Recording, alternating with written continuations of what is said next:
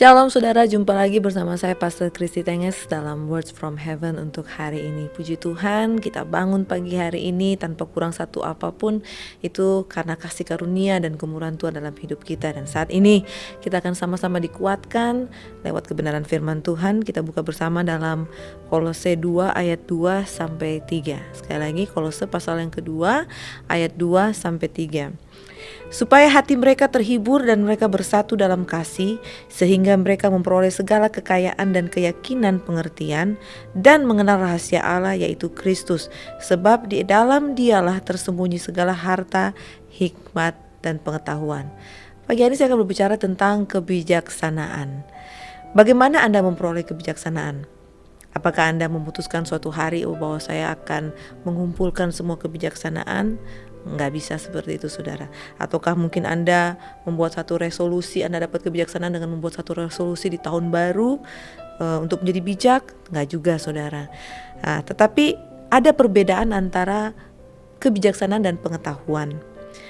Pengetahuan berasal dari pendidikan, sedangkan kebijaksanaan berasal dari Tuhan. Untuk mendapatkan pengetahuan, Anda mencarinya di sekeliling Anda bisa baca, Anda bisa belajar dari keadaan Anda dan sekeliling Anda. Tapi untuk mendapatkan kebijaksanaan, Anda mencari ke atas.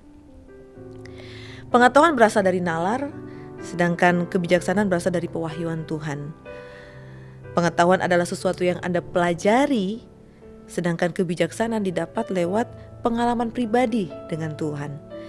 Yakobus 1 ayat yang kelima berkata begini saudara, versi NIV-nya.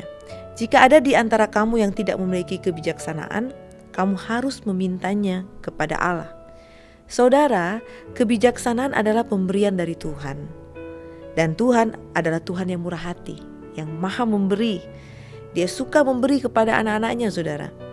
Yang perlu Anda lakukan hanya satu, berdoa dan meminta.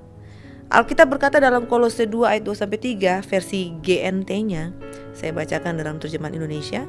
Dengan cara ini mereka akan mengetahui rahasia Allah, yaitu Kristus sendiri. Dia adalah kunci yang membuka semua harta hikmat dan pengetahuan Tuhan yang tersembunyi. Waduh, luar biasa saudara versi ini. Saudara, semua itu terbungkus dalam diri Yesus.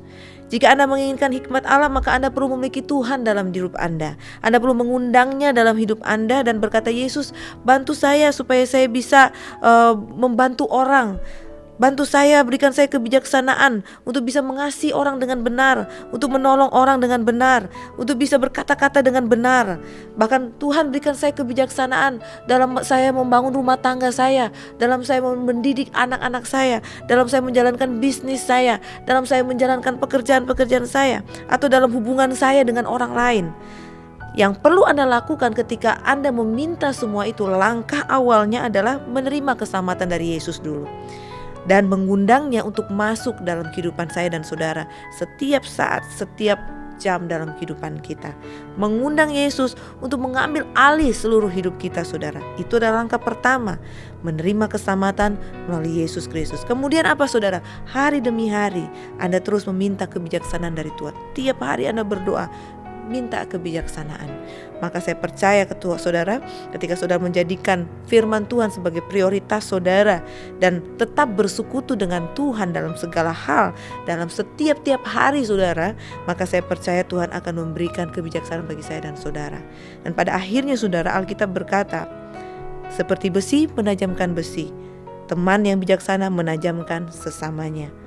Orang yang menjadi bijak akan menjaga pergaulannya. Tuhan Yesus memberkati, kita berdoa. Terima kasih Tuhan Yesus buat firman-Mu yang luar biasa yang mengajarkan kami untuk menjadi bijaksana. Dengan demikian kami harus mengundang Engkau masuk dalam kehidupan kami Tuhan, bahkan mengizinkan Engkau mengendalikan seluruh kehidupan kami sehingga kami bisa bijak dalam perkataan, bijak dalam perbuatan, bijak dalam pergaulan, bijak dalam pekerjaan, bijak dalam bangun rumah tangga, bijak dalam mendidik anak-anak kami seturut dengan kehendak-Mu.